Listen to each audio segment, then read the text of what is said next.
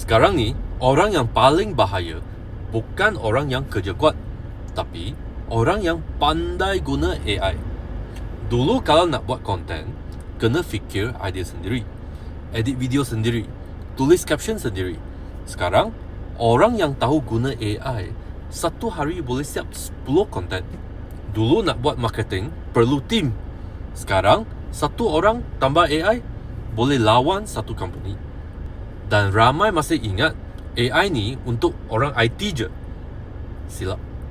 AI sekarang dah jadi macam calculator dulu. Masa calculator baru keluar, orang yang guna calculator jalan lebih laju. Hari ini sama juga.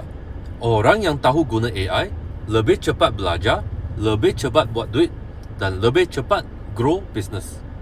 Yang bahaya bukan AI ambil kerja awak.